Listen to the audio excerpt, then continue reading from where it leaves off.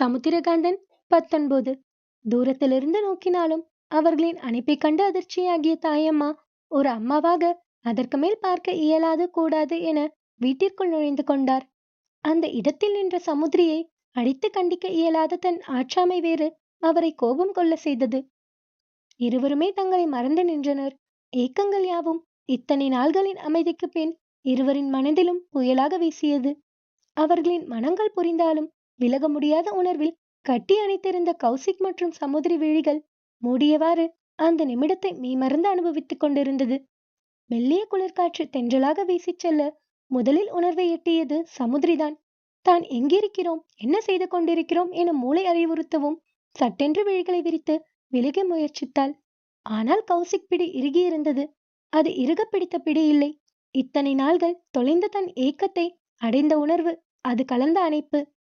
சமுதிரி அதற்கு மேல் அந்த நிலையில் நிற்க முடியாமல், அதே நேரம் அவனை கஷ்டப்படுத்தவும் விரும்பாமல் முழிக்கத் தொடங்கியிருந்தாள். அத்தா என அழைத்தாள் மெல்ல. அவனிடம் எந்த உணர்வும் இல்லை என்றும் அத்தா என அவனின் கன்னத்தில் கைவிட்டு அழைத்தாள். கௌசிக் உணர்வை மீட்ட நொடியில் அவளை விலக்கி நின்றான். சாரி சம்மு என்றான் வருத்தங்களுடன். எதுக்கு சாரி என முன்புறமாக கை கட்டி ஒரு பக்கமாக தலை சாய்த்து பார்த்தவாறு கேட்டாள். இல்ல என தடுமாறியவனைக் கண்டு லேசாக புன்னகைத்தாள். அத்தா, எனக்கு நிழல் எது நிஜம் எது பிரித்து பார்க்க தெரியாம முதல் தடவை விழுந்துட்டேன். கதை படிச்சு கண்ட கற்பனையின் மோகத்துல ஒரு கேடான வாழ்க்கையில மாட்ட இருந்தனா எப்படியோ உங்க உதவியோட தப்பிச்சிட்டேன். அந்த தோல்வி, பிரிவு, ஏமாற்றம் எனக்கு வலிய கொடுக்கல. அப்பா, தப்பிச்சோம்னு சந்தோஷத்தை தான் கொடுத்துச்சு. ஆனா இப்ப இப்ப இப்பவும் மகிழ்ச்சியா தான் இருக்காத்தா. உங்கள மாதிரி ஒரு நிஜமான மனிதரின் மனசுல நான் இருக்கேன்னு நினைக்கும் போது உங்க காதல் ரொம்ப பொக்கிஷமானது. அதற்கான தகுதி எனக்கு இருக்கான்னு கேட்டா சுத்தமா இல்ல. நான் எந்த விதத்திலையும் பொருத்தமே இல்லாதவ. என்ன போய் ஏன் காதலிச்சீங்க அத்தா என விரக்தியாக சிரித்தவளின் கண்களில் கண்ணீர் வழிந்தது. கௌசிக் அவளின் கண்ணீரை கண்டு மனம் கேட்காமல் துடைத்து விட்டான். மீண்டும் அவளை தன் மார்புடன் அணைத்தவன், சம்மு, நீ ஏன் உன்னையே நெகட்டிவா திங்க் பண்ற? பணம் மட்டும்தான் நமக்கு இடையில ஏற்ற இறக்குமே தவிர மற்றபடி என்னோட காதலுக்கு நீ நீ மட்டும்தான் பொருத்தமானவ என ஆறுதல் கூறினான். இந்த முறை சமுதிரி அவனை அணைக்க முற்படவில்லை. கைகள் தரையை நோக்கியே நிலைத்து நின்றன. எப்படி அத்தா, நான் ஏற்கனவே ஒருத்தன் கையால தாலிய வாங்கி ஏமாந்திருக்கேன். என்ன போய் இந்த அளவுக்கு காதலிக்க உங்களால முடிஞ்சது? நான் நான் உங்களை ஒரு தேவைக்காக பயன்படுத்தி இருக்கேன் என்றாள் ஆதங்கமாக. உன் மனசுல யாரோ இருக்காங்கன்னு தெரியாம தான் உன்னை நினைக்க தொடங்கின சம்மு. அந்த நேரத்துல அத்தை, மாமா, சாந்தி சித்தி என் கல்யாணத்தை பத்தி பேசவும் என் மனசுல நீ ஆழமா தெரிஞ்ச. நான் அதை மறைச்சுதான் அத்தை மாமாக்காகன்னு உன்னை யோசிக்க தொடங்கினேன். எனக்கு நீ எப்பவும் பொக்கிஷமானவதான் சம்மு என அவளை மேலும் இருக்கினான். எனக்குமே உங்களை பிடிச்சிருக்கு. ஆனா உங்க காதலுக்கு முன்னாடி நான் என்னோட விருப்பம் இதெல்லாம் கடுகளவுக்கு கூட சமமா வர முடியாது. உண்மையிலே நான் ரொம்ப கொடுத்து வச்சவாத்தான் உங்களை மாதிரி ஒருத்தர் கிடைக்க. ஆனா என்ன பயன் என்றாள் வருத்தமாக. உனக்கும் என்ன பிடிக்குமா சம்மு? நீயும் என்ன விரும்புறியா? அவனை நிமிர்ந்து அவன் விழிகளை தன் விழிகளால் ஊடுருவினாள். விரும்பாமலையா என்ன கல்யாணம் பண்ணிக்கிறீங்களான்னு கேட்டேன். சம்மு என அவனை இறுக அணைத்துக் கொண்டவள் மார்பில் சாய்ந்து உரிமையாக மேலும் அணைத்தாள். எனக்குமே உங்களை பிடிச்சிருக்கு. ஆனா உங்க காதலுக்கு முன்னாடி நான் என்னோட விருப்பம் எல்லாமே சின்னதுதான். அத்தான்னு உரிமையா சொல்லிட்டு மறுபடியும் சார்னு கூப்பிடும்போது ஒவ்வொரு தடவையும் நான் மனசார நொந்தேன். எனக்கு எது காதல்னே தெரியல. பயமா இருக்கு. முன்னாடி காதல்னு ஒண்ணு பண்ணி நான் அவமானப்பட்டேன். இப்ப அதே காதல உங்ககிட்ட சொல்ல மனசு கூசுது. ஆனா உங்களை ரொம்ப பிடிக்குது. இதுக்கு பேர் தான் காதல்னா ஐ லவ் யூ அத்தா. ஆனா இப்ப நீங்க என்ன காதலிப்பதும் நான் உங்களை காதலிப்பதும் எதுக்கு? நம்ம சேர முடியாத நிலையில ஏற்கனவே இருக்கிறோம்ல என அவன் மார்பில் சாய்ந்திருந்தவள் கண்ணீர் வடித்தாள். அவளின் கண்ணீர் அவன் மனதை பெரிதும் வாட்டியது. சம்மு, ப்ளீஸ் அழாத. இல்லத்தா, நான் அழல. நான் ரொம்ப ரொம்ப ஹாப்பி தான். இவ்வளோ நேரம் நம்மளோட தனிமையே இனிய மீதமுள்ள வாழ்க்கைக்கு போதும். உங்க நினைவிலேயே வாழ்ந்துருவேன். உங்களுக்கும் தனமாக்கும் இடையில நான் எப்பவும் வரமாட்டேன். நீங்க எப்படி எனக்கு முக்கியமோ அதே மாதிரி தனமாவும் முக்கியம் என அவனிடமிருந்து விலகியவள் கண்களில் வழிந்த கண்ணீரை துடைத்துக் கொண்டு சிரித்தாள். இந்த நிலையில பொதுவா சேர மாட்டோம்னு ஃபீல் பண்ணுவாங்க. ஆனா நான் ரொம்ப ஹாப்பியா இருக்கேன் தான் உங்க மனசுல என அவளின் மார்பில் கை வைத்தவள். நான் இருக்கேன், அதே மாதிரி இங்கேயும் நீங்க தான் இருக்கீங்க என அவனின் கையை பிடித்து தன் இதய மார்பில் வைத்தாள். சோ, இதுவே எனக்கு பெரிய கொடுப்பன. லைஃப் லாங் இந்த சந்தோஷம் போதும் அத்தான். இனிமே நீங்க எனக்கு அத்தா மட்டும்தான். நீங்க யாருக்கு சொந்தமானாலும் சரி, என் மனசுல எப்பவும் இருப்பீங்க என முகம் முழுவதும் சந்தோஷத்தை பிரகாசமாக்கி சிரித்தவள் வேகமாக வெளியேறினாள். கௌசிக் அசையாமல் நின்றான். அவளின் ஒவ்வொரு வார்த்தைகளையும் கேட்டு அதிர்ந்தும் பிரமித்தும் கடைசியில் கூறிய, நீங்க யாருக்கு சொந்தமானாலும் சரி, என் மனசுல எப்பவும் இருப்பீங்க என்பது மண்டையில் ஓடிக்கொண்டே இருந்தது. அன்று காலையில் சமுத்திரி வேலைக்கு கிளம்பிக் கொண்டிருந்தாள். தாயம்மா மெல்ல, சமுத்திரி, எனக்கு ஒரு விஷயம் தோணுது, சொல்லவா? ம், சொல்லுமா. உன் அப்பாவோட ஊருக்கு போயிடலாம்னு தோணுது. எனக்கும் வயசாகுது. முன்ன மாதிரி வேலை பார்க்க முடியல. அவங்களுக்கும் எதுக்கு பாரமா இருக்கணும். நம்ம போயிட்டா வேற ஆள் பார்த்துப்பாங்கல்ல. நீயும் நல்ல வேலையில இருக்க. அந்த பக்கம் இருக்க பேங்க்ல வேலை கிடைக்காதா என்ன? தாயை திரும்பி பார்த்தாள். தாயம்மா மனதில் என்ன சொல்ல போகிறாளோ என தோன்றியது. அதுக்கு என்னம்மா, எனக்கு தான் எக்ஸ்பீரியன்ஸ் இருக்கே. போகலாம். நான் பேங்க்ல இன்னைக்கே சொல்லிடுறேன். எப்போ போகணும்னு நீயே முடிவு பண்ணு என்றாள் சந்தோஷமாக. தாயம்மாவுக்கு புரியவே இல்லை. ஆனால் மகள் மறுப்பு சொல்லாததால் மகிழ்ச்சியானார். தாயம்மா ஊருக்கு செல்ல போவதாக கூறியதை கேட்டு அங்கிருந்த வீட்டினர் அனைவருமே அதிர்ச்சியாகினர். அப்பொழுதுதான் ஆபீஸ் போக இறங்கி வந்து கொண்டிருந்த கௌசிக் முதற்கொண்டு, ஏன் இப்படி ஒரு முடிவு என கேட்க தோன்றினாலும் அதை அப்படியே அடக்கினான் மனதில் அவன். என்ன தாயம்மா, இப்படி திடீர்னு ஒரு குண்டை தூக்கி போடுறீங்க என ஆதங்கமாக கேட்டார் காசி. அதானே, அம்ருதான் போறான்னு பார்த்தா நீங்களும் போறேன்னு சொல்றீங்க என தனமும் புலம்பினார். என்னாச்சு தாயம்மா, சமுத்திரிக்கு தெரியுமா இது என கேட்டாள் அம்ரு. தெரியும் பாப்பா, சமுத்திரி சரின்னு சொல்லிட்டா. இன்னைக்கே பேங்க்ல சொல்லிடுறேன்னு சொன்னா. எனக்கும் முடியல, அம்மாக்கும் வேற உடம்பு சரியில்லைல்ல. வேற யாராவது வேலைக்கு வச்சுக்கிட்டா நல்லது தானே ஐயா என்றார் எல்லோருக்குமே பொதுவாக. சம்முக்கு தெரியுமா? அவளும் போக சரின்னு சொன்னதா சொல்றாங்க என சற்று கோபமானவன், அத்தை, நான் கிளம்புறேன். நீங்க மாத்திரைங்களை நேரத்துக்கு போடுங்க என கௌசிக் கிளம்பினான். அத்தா, தாயம்மா சொல்றத கேட்டீங்களா என அம்ரு அடுத்து பேச வரவும், ஆ, கேட்டா அம்ரு. அவங்க வாழ்க்கை அவங்களோட முடிவு என வேகமாக வெளியேறினான். தாயம்மா தான் ரொம்பவே குழம்பி போனார். நேற்று தான் பார்த்தது நிஜம்தானா? இருவருமே சற்றும் வருந்தவில்லையே என யோசித்தார். அதற்கு மேல் எவருமே பேசவில்லை. மதிய நேரம் சமுத்திரியின் போன் அடித்தது. கௌசிக் தான் அழைத்திருந்தான். அவனின் பெயர் அத்தான் என உணர்ந்ததை ஸ்கிரீனில் பார்த்தவள் புன்னகித்தவாறு எடுத்து, ஹலோ என்றாள். தாயம்மா என்னென்னவோ சொல்றாங்க, நிஜமா சம்மு? நீயும் சரின்னு சொல்லிட்டியா என கேட்டான் எடுத்ததுமே. சமுதிரி மனம் யோசிக்கவே இல்லை. அது எதை பற்றி என்று தெரிந்தமையால், ம், ஆமா அத்தா என்றாள் சாதாரணமாக. என்ன பேசுற சம்மு? ஏன் இந்த முடிவு? இது நான் எடுத்த முடிவில்ல அத்தா. அம்மா கேட்டுச்சு, நானும் சரின்னு சொல்லிட்டேன். இதுல மறுக்க காரணம் இல்லைன்னு தோணுச்சு. நீ ஏன் சரின்னு சொன்ன சம்மு? வேணாம்னு சொல்ல வேண்டியது தானே? வேணாம்னு சொன்னா அம்மா ஏன்னு கேக்குமே. நான் என்னன்னு சொல்லட்டும் அத்தா?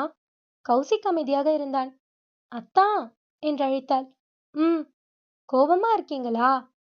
ஆமான்னு சொன்னா என்ன பண்ண போற? நீங்க கிளம்புறதை நிறுத்திடுவீங்களா? அது என் கையில இல்லையே. அம்மா தான் முடிவு பண்ணணும். என்ன சமுதிரி, சின்ன பிள்ளை மாதிரி பேசுற? தாயம்மா நீ சொன்னா கண்டிப்பா கேட்பாங்க.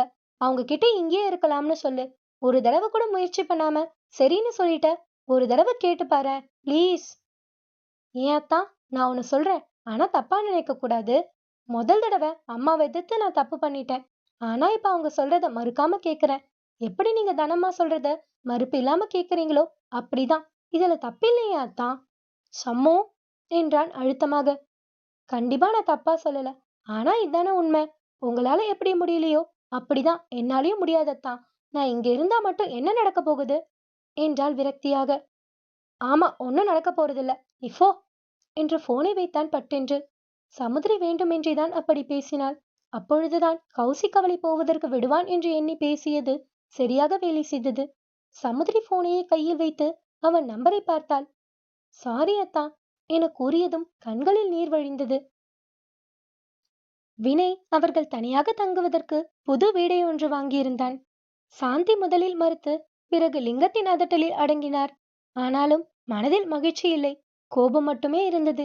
இத்தனை நாள்கள் வினய் தனியாக போக முடியாது என கூறி வந்ததால் அவருக்கு சாதகமாக இருந்தது. ஆனால் இப்பொழுது வினையே தனியாக போக நினைக்க அவரால் எதுவும் பேச முடியவில்லை. வீட்டிற்கு பால் காய்ச்சி குடி புகுவதற்காக இரு வீட்டினர் மட்டுமே செல்ல முடிவெடுத்திருந்தனர். நண்பர்கள், உறவினர்கள் இனி யாரும் அழைக்கப்படவில்லை. அவர்களை தவிர தாயம்மா, சமுத்திரி அழைக்கப்பட்டனர். கௌசிக் சமுத்திரியின் மேல் இன்னும் கோபமாகவே இருந்தான். அவள் அப்படி பேசியதால் அதன் பிறகு சமுத்திரியை அவன் கண்டு கொள்ளவே இல்லை. ஆனால் சமுத்திரி அவனை பார்க்க நேர்ந்தால் மனதார சிரிப்பாள். தாயம்மாவும் வீட்டை காலி செய்வதற்கு தேவையான ஏற்பாட்டை தொடங்கியிருந்தார். அன்றுதான் வினய், அம்ரு வீடு கூடி புகும் நாள். என அனைவருமே புது வீட்டிற்கு விடியற் காலையிலேயே சென்றிருந்தனர். கணபதி ஹோமத்திற்கு தேவையான அனைத்தையும் ஐயர் தயார் செய்ய வினய், கௌசிக் நின்று உதவினர். சமுத்திரி அம்ருவுடன் சேர்ந்து பால் காய்ச்சுவதற்கு தேவையானவற்றை தயார்படுத்தி கொண்டிருந்தாள். நல்ல நேரம் தொடங்க வினயும் அம்ருவும் திகழுடன் அமர்ந்தனர். அவர்களுக்கு மாலை அணிவித்தார் ஐயர். இருவரின் பெற்றோர்களும் இரு பக்கமும் அமர்ந்து கொண்டாலும் தனமும் சாந்தியும் பேசிக்கொள்ளவில்லை. கௌசிக் ஒரு பக்கமும் சமுத்திரி மறுபக்கமும் நிற்க ஒருவர் பார்க்காத போது மற்றொருவர் பார்த்த வண்ணம் பார்வையில் கண்ணாமூச்சி ஆடிக்கொண்டிருந்தனர். சமுத்திரகாந்தன் அடுத்து. சமுத்திரகாந்தன் 20. திகழ் சின்ன பையன் என்பதால் ஹோமம் வளர்க்கும் அக்னி முன் அமர முடியாமல் சிரமப்பட கௌசிக் அவனை தூக்கி வைத்து நின்று கொண்டிருந்தான். திகழும் அவன் தோளில் சாய்ந்தபடியே தூங்கிவிட்டான். நீண்ட நேரமாக கௌசிக் நிற்பதையே கவனித்த சமுத்திரி அவன் அருகில் சென்று, அத்தா, திகழ இங்க கொடுங்க, நான் அம்மா கிட்ட கொடுத்து ரூம்குள்ள படுக்க வைக்கிறேன் என கையை சின்னவனை வாங்க நீட்டினாள். இல்ல, பரவாயில்ல, நீ போ. எவ்வளவு நேரம் நின்னுட்டே இருப்பீங்க? இன்னும் பூஜை முடிய நேரமாகும். காசி அவர்களை திரும்பி பார்க்க சமுத்திரி கையை நீட்டிக் கொண்டு நின்றது பார்வையில் விழுந்தது. கௌசிக், புள்ளைய சமுத்திரி கிட்ட கொடுத்துட்டு நீயும் வந்து எங்க கூட உட்காரு என்றார். என திகழை அவளிடம் கொடுத்தான். சமுத்திரி தாயம்மாவிடம் திகழை கொடுத்து அவனை படுக்க வைத்து அருகிலேயே அவரை அறையில் இருக்க சொன்னாள். மற்றதை தான் இங்கு கவனித்துக் கொள்வதாக கூறினாள். சமுத்திரி மீண்டும் வெளியில் வந்து நிற்க அவளை கவனித்த அம்ரு, திகழ் எங்க என கேட்டாள். சமுத்திரி திகழ் படுத்திருப்பதாகவும் தாயம்மா அருகில் இருப்பதாகவும் கூறிட அம்ரு தலையை அசைத்துவிட்டு சமுத்திரியை அருகில் அமர சொன்னாள். பரவாயில்ல அக்கா என ஓரமாக தள்ளி நின்றாள். காசி, சமுத்திரி இங்க வந்து உட்காருடா என கௌசிக் அருகில் கையை காட்டினார். இருக்கட்டும் கையா என சங்கடமாகினாள். உட்காருங்கோ, பூஜை முடிய நேரமாகும். இந்த கணபதி ஹோமத்துக்கு குடும்பத்தார் எல்லாரும் உட்காரணும் என்றார் ஐயர். சமுத்திரி தனத்தை பார்க்கவும் உட்காரு என்றார். கௌசிக் அருகில் அமர்ந்தாள். அவளின் அருகாமை அந்த காலை பொழுதில் ரம்யமாக இல்லாமல் எப்படி இருக்க முடியும் காதலனவனிற்கு? வினயும் அம்ருவும் அனைவருக்குமே புது துணிகள் எடுத்து கொடுத்திருந்தார்கள். சமுத்திரிக்கு புது புடவைதான், அடர் மஞ்சள் நிறத்தில், பட்டில் சாஃப்டான மெட்டீரியல் அது. அம்ரு வினயின் காதில் மெல்ல, அவங்க ஜோடி சூப்பரா இருக்குல்ல என்றாள். நானும் கவனிச்சேன். ஆனாலும் அம்மா லேடி ஹிட்லர் என்றான் சைடு கேப்பில். ஏன், உங்க அம்மாவை விடவா என முறைத்தாள். இருவரையும் பார்த்த ஐயர், நான் சொல்றத சொல்லுங்கோ என்றார் சட்டென்று. இருவருக்குமே சிரிப்பு வர ஐயர் சொன்னதை கூற தொடங்கினார். சாந்தி, இங்க வந்து என்ன பேச்சு வேண்டி கிடக்கு என கணவரை இடித்தார்.